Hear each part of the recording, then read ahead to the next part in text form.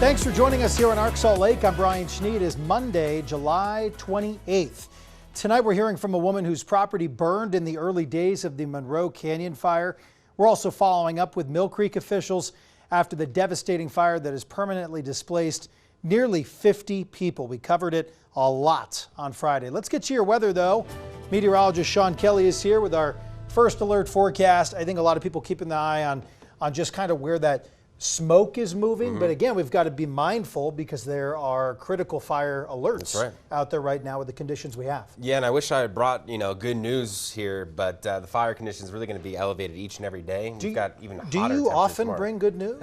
I try. Not this time of year. If I had some snow in the forecast, I would love that. That would be All right. some great news. That'd be great. I do have some good news in terms of some relief as we make our way to the weekend, but yeah, the next few days here is just going to be fire danger, windy conditions, and hot weather, and then some slight changes as we make our way into the weekend. But yeah, you can see those fire alerts for southwestern Utah as we head through 9 p.m. this evening. Likely you're going to see more so that expanded or extended at least into the day tomorrow, as tomorrow's going to be pretty similar to today. You'll see the humidity. This is one of the main ingredients here other than the ongoing drought, which is severe. The humidity, those valleys are very low, less than 10% for much of the area, and it's still pretty gusty down towards the south and west. Milford, Delta, Bryce Canyon. Luckily, again, by that 9 o'clock hour, that's usually when we get to some of those winds that settle a little bit here.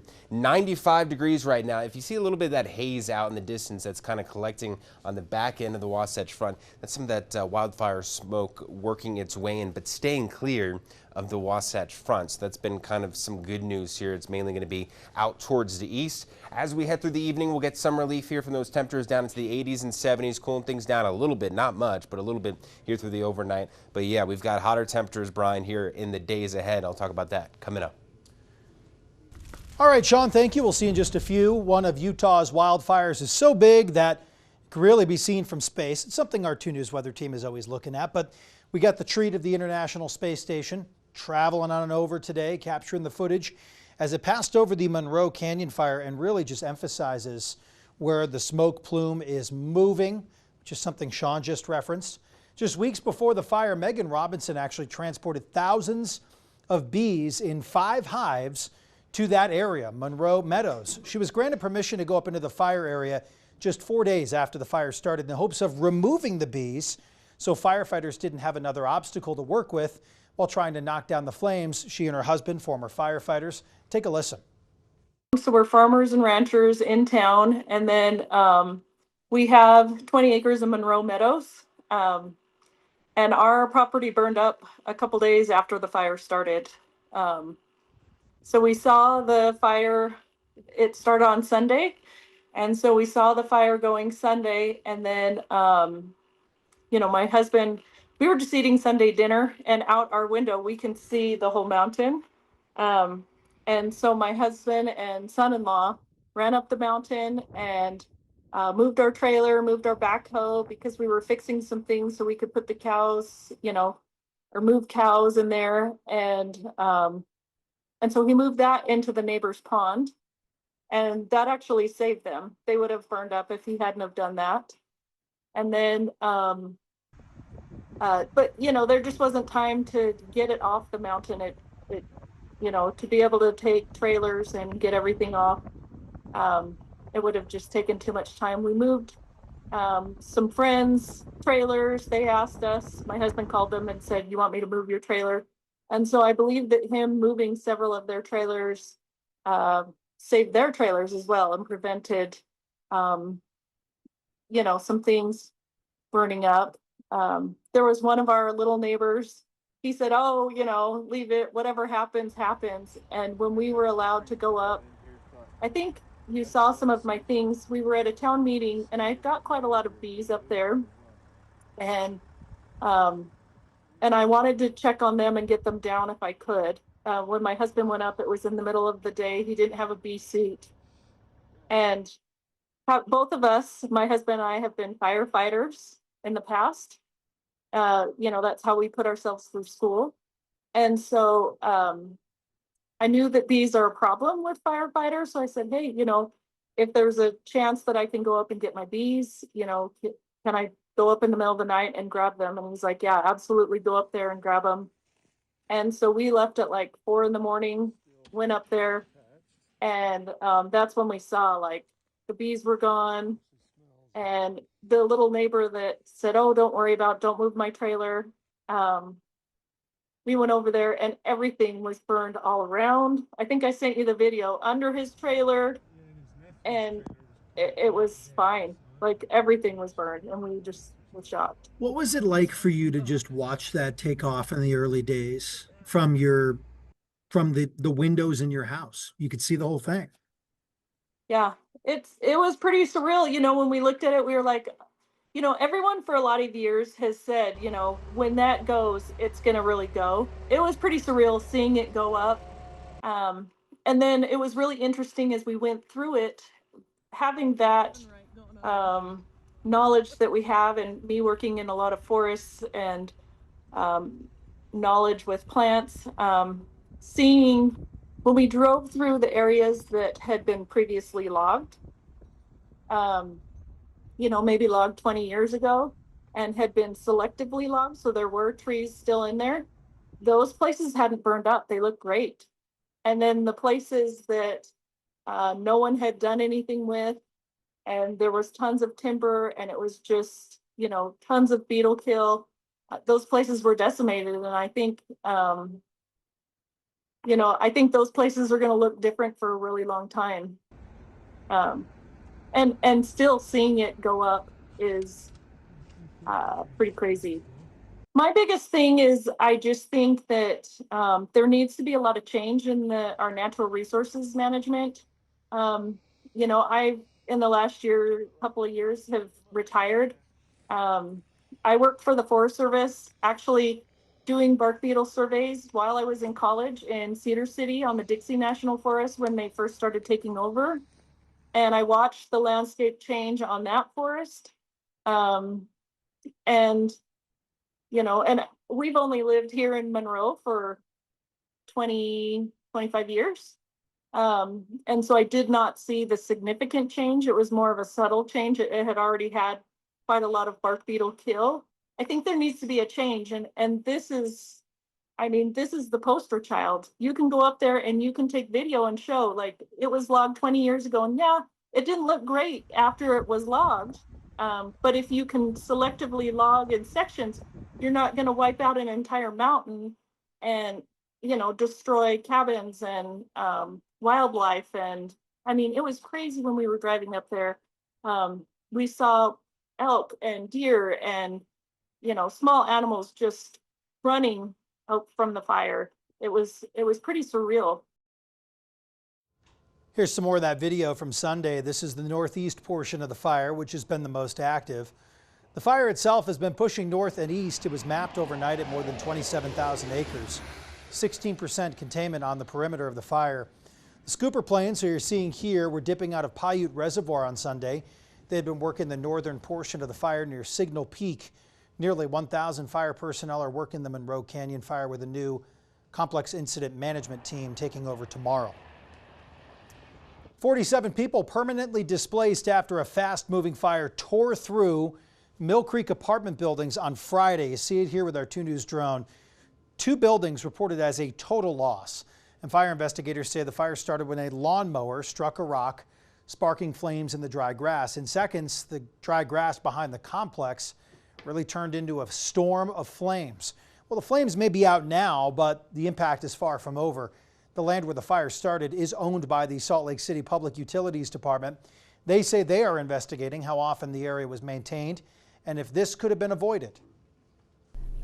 We're still looking into how often they were maintained. Our staff tells me that they had mowed as recently as a few months ago. We are awaiting the results of the fire investigation to really have a clear picture of what transpired, how the fire started, how it spread, and all of those circumstances. It's really important for me to understand the facts of this event. So earlier today, Mayor Jeff Silvestrini of Millcreek gave credit to the lawnmower operator for acting quickly and agrees with Unified Fire Authority this was not an act of arson or had any intent. Now, to the credit of that lawnmower operator, he called this in at 911. So he didn't He didn't run from it. He did the right thing. And as a result of that quick action, our fire crews were able to get on the scene and get people out of these buildings before they became completely engulfed in flames. And if they hadn't done that, we could be looking at a very different situation where there would have been a loss of life. This is why cities are do what we can to try to enforce our codes, to keep weeds down, to have people mow them and things like that, because especially in hot July weather when things are super dry and super windy, even a spark, as we've seen here, can cause a tragedy. Well, some good news. Millcreek City asking for a temporary pause of donated items for victims after the fire, following an overwhelming response. The donations are to help the dozens of people who lost everything in that apartment fire. The city asked for paper products, clothing, furniture, and kitchen supplies, donations to help people get back on their feet, and the community was really quick to respond. Donations have nearly filled entire rooms inside of the Millcreek City Hall. The city also set up an online page for monetary donations. We have that page linked in our story on KUTV.com. Millcreek Mayor Jeff Silvestrini said the city will ensure everything received goes to the residents of Willow Glen Apartments. Coming up on Arc Salt Lake, a motorcycle slammed through the front window of a Draper diner, barely missing people who were eating. What police believe caused this crash.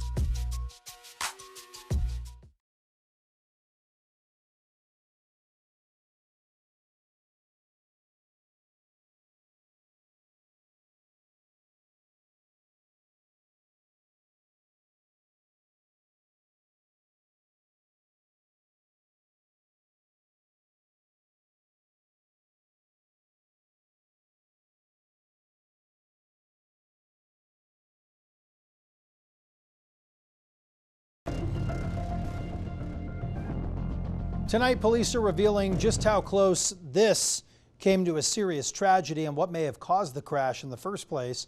Christian Sita went to the Black Bear Diner to see the damage firsthand. A wild scene inside the Black Bear Diner as a motorcycle smashes through the front window, glass flying across the floor. We could be looking at a much worse situation. According to police, a motorcyclist was traveling northbound on State Street here. That is when a vehicle was trying to turn left to go southbound, but the motorcyclist hit the vehicle. That's when the motorcyclist was ejected from the motorcycle. The motorcycle kept going down here, hit that window, and went into the diner. Captain Pat Evans with Draper Police says the rider was wearing a helmet and he was taken to the hospital in serious condition. What's remarkable, no one was sitting in the booths near the window. Thankfully, that portion of the restaurant was empty. Oftentimes, if you've been to a restaurant like this, they're very busy in the mornings, so we're probably fortunate that this crash happened in the afternoon. Police say witnesses reported the motorcyclist was speeding. Have you ever seen anything like this before? What was probably unique about this accident is the distance that the motorcycle traveled and the speed it traveled to crash through the building like that. I reached out for comment and the restaurant management declined, but did share this statement.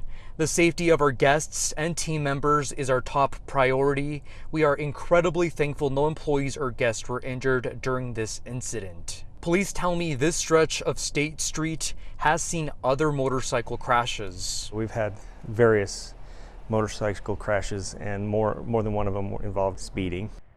Police say that they've seen a few motorcycle accidents happening in this area and that they're becoming more common. Now, they also say that this is still an ongoing investigation. In Draper, Christian Sita, KUTV 2 News. So last year, the Utah Department of Public Safety says 53 motorcycle riders were killed in crashes. That's a 15-year high. DPS says most of the crashes involved single riders or happened due to excessive speed or the rider losing control. Most of Utah's deadly motorcycle crashes happened in the summer between June and August. To best protect yourself, wear a helmet and other protective gear while riding.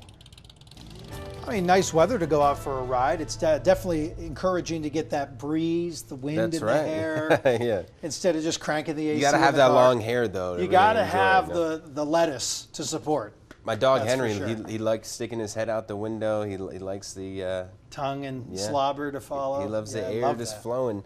Yeah, we've got a little bit of wind out there, but look how gorgeous it is right now. A live look outside.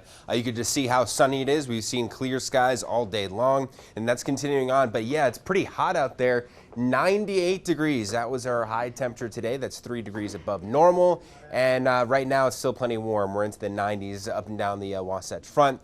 A little bit of that light haze and some of that wildfire smoke getting closer and closer to the area, but should remain just east of the Wasatch Mountains as it kind of is pulling and collecting out across the east. But it's about 4 to 6 degrees warmer statewide across the area from yesterday's high temperatures. We're at 95 in Delta, 101 in St. George, 101 in Moab this evening. Here's a look at both of those wildfires. We've got the Dragon Bravo and the Monroe Canyon one. You can see the smoke plume from both of them and how those south-southwesterly winds are pushing the smoke up towards the north and east. And you can see that reflected here on that high-res smoke forecast. That'll continue on and be an issue for eastern Utah, especially south, central, and southeastern Utah tomorrow for much of the day. Notice, though, we're kind of unscathed here across the Wasatch Front further up towards the north because of that direction of the wind. If it was more directly south, it'd be a different scenario here. But we'll continue into the day tomorrow. Pretty similar in terms of those wind gusts. Could see some 25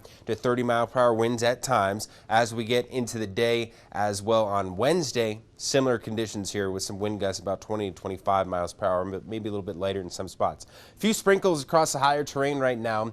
Other than that, it is dry, and as we get into the day tomorrow, we will start off with partly cloudy skies, and then we'll have a little bit of a chance for a few isolated showers and maybe even a few thunderstorms here across the eastern part of the state, basically along I-70 northward into Price, into the Vernal area, into Uintas, and then into southwestern Wyoming. High pressure system will continue to inch a little bit closer to the area, though the strongest part of it will stay to the south, but this will be enough to heat us up a degree or two over the course of the next few days. And we're talking about temperatures again pretty close to 100 degrees. So not much relief overnight. We're down into the lower 70s here across the state. We're getting pretty close to 100 degrees here up and down the Wasatch Front. A little bit cloudier tomorrow. A few of those pop-up showers and storms up towards the north and east, and a bit of that wildfire smoke down towards the south and east. So that means reduced visibility, lower air quality. Be mindful of that. You may want to limit your time outside. And then we've got some hot sunshine down in the St. George area tomorrow. And tomorrow will actually be the hottest day of the week for you,